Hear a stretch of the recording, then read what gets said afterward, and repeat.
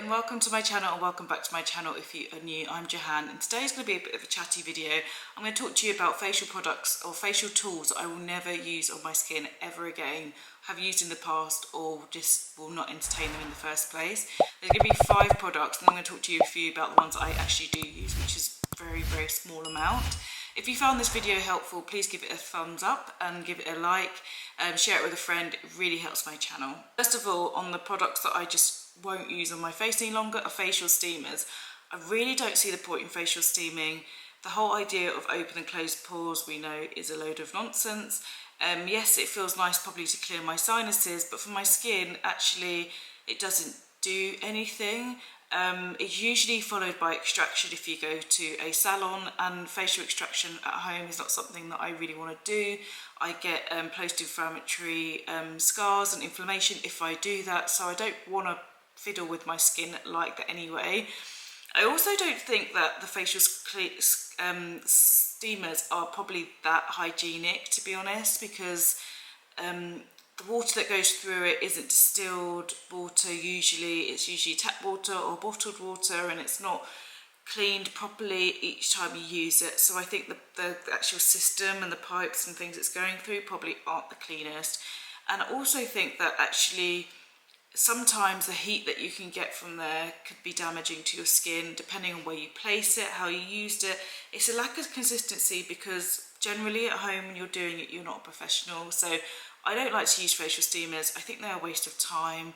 The only time I steam my face is to clear my sinuses if I'm not feeling well or I've had a cold. So I don't bother with facial steamers at all.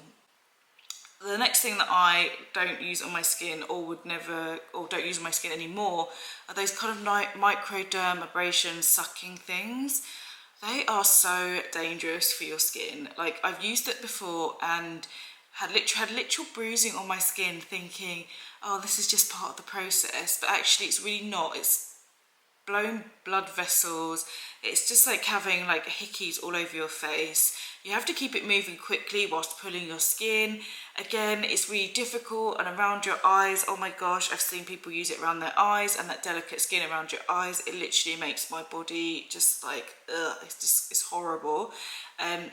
They don't suck out what you think you're sucking out. You're just sucking out sebum.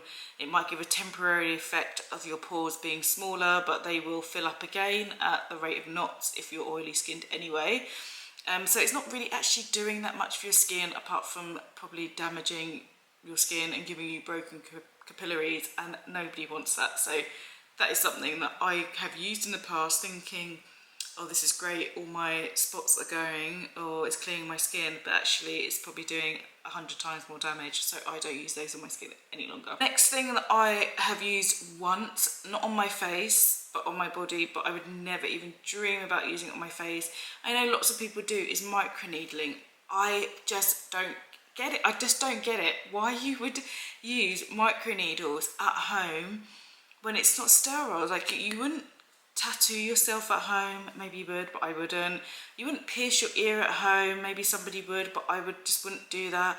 So I just don't get why you would then pierce your skin thousands of times with a microneedle and think that was sanitary or safe to do at home. I don't get it at all.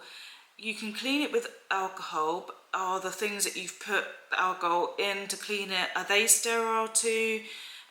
You can very easily get lax. You've touched your phone, or you're just doing stuff in your home. Is your home completely sterile? Probably not, because it's a functioning home and you're in it every day, and you've got your family or whatever, your pets or whatever in your home. And then you're going to like microneedle your skin and then apply products where you've touched the bottom of the lid, then put it on these small open wounds on your skin. I just think it's a recipe for disaster. Yes, I see some people say it's worked really well for their acne scars or stretch marks and that kind of thing, but I just don't think it's safe. I think if you want to get microneedling done, you should go to a professional to get it done and pay for a course, because when it comes summertime, you'll probably be paying for it when you see pigmentation coming up on your skin from when you've done microneedling at home. I just don't think it's something that's worth doing. There are things that are less invasive on your skin that will probably give you similar effects, and if you do need to go down the medical route, go to a professional. I just don't understand the microneedling thing at home at all. The next thing I want to talk to you about are those metal extraction tools, which looks like some ancient extraction tool that you'd use to torture somebody, digging at your skin to try and get blackheads or whiteheads out. What are you doing? Stop doing it. You're not a professional doing it from home. It might work 1 or 2 times, but the marks you get from trying to do it 1 or 2 times around the area, so you've probably damaged the area around it more so than you have the actual extraction part. It's not worth it. Don't do it. Don't bother. It's painful. It's just, yeah, don't do it. I just think these tools shouldn't be sold online. They're usually very cheap. They're very, very hard metal with sharp edges. You're just going to damage your skin further. Again, if you want to go to get extraction done, go to a professional, a dermatologist, a cosmetologist, a beauty salon, somewhere that they are trained to do extraction properly. They're trained to use these tools.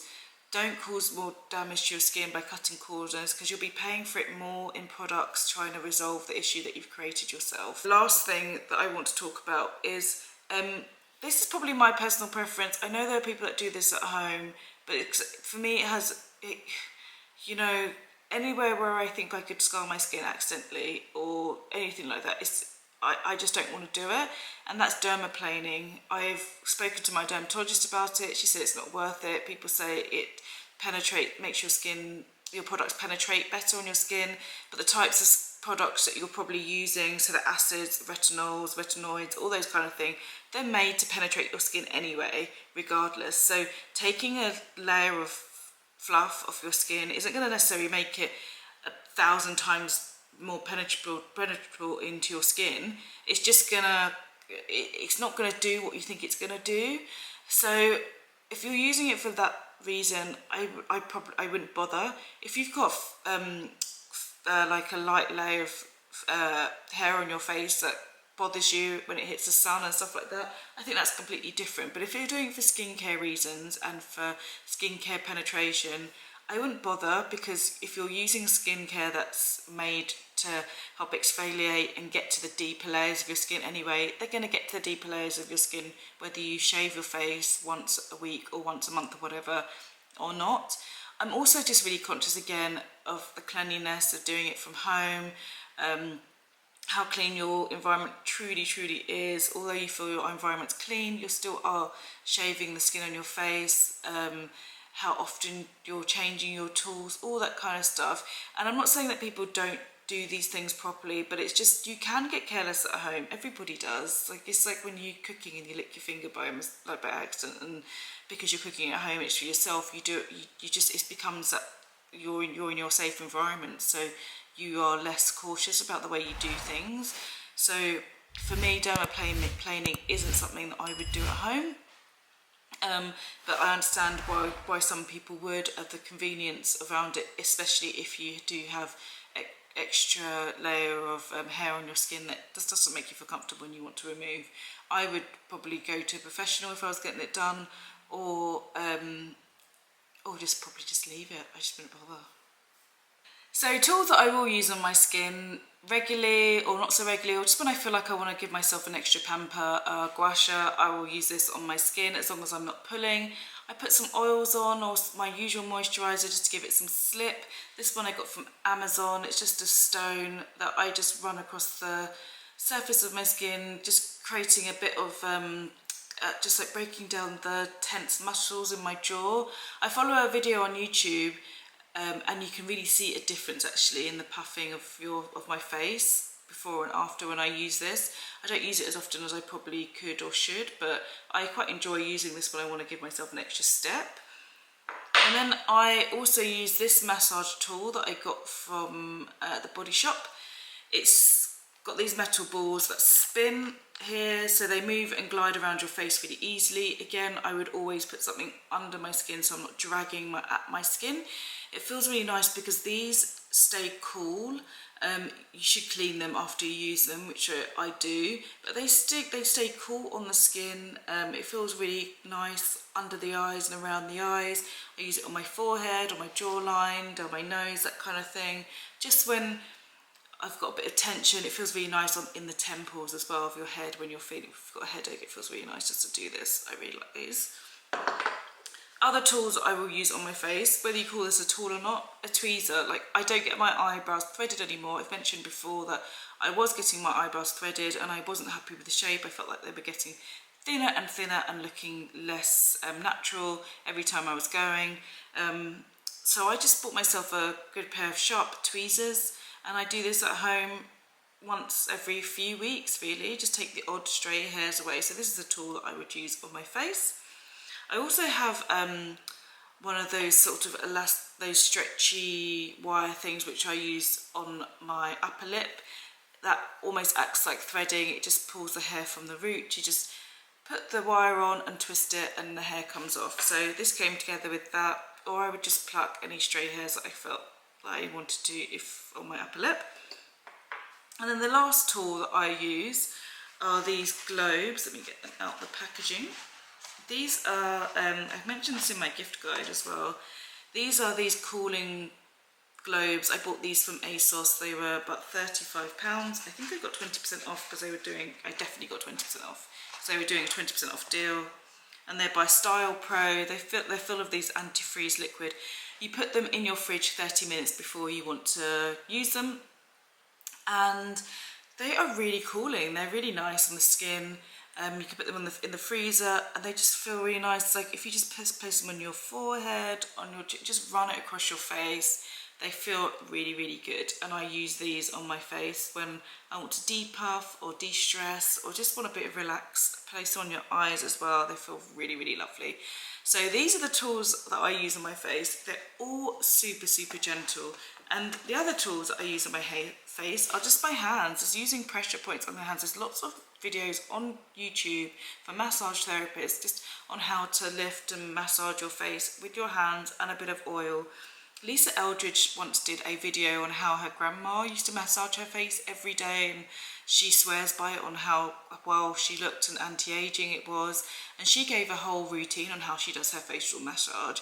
And I think that is the key. Like, it doesn't have to be that deep, it doesn't have to be that complicated. You don't need all these like really quite aggressive tools and these sort of spa tools. Professionals are there for a reason.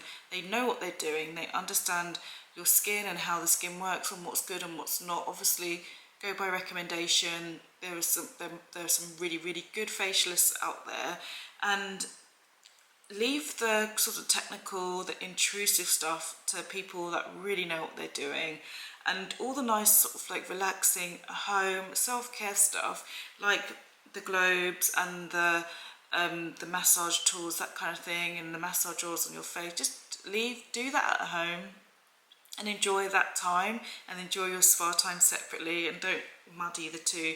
That would be my advice for anybody who is just wanting to beef up their home skincare routine and make it a little bit more luxurious. I hope you found this video interesting. Have you got any tools that you would just never use in your face? Do you agree? Do you disagree? Have you found good effects with microneedling or dermaplaning or things like that at home, and you don't agree? Let me know what your thoughts are. I would love to know. See if I can be convinced, or if you think, yeah, actually I wouldn't do those at all as well. I'd love to know in the comments below, and I will see you in my next video. Take care, guys.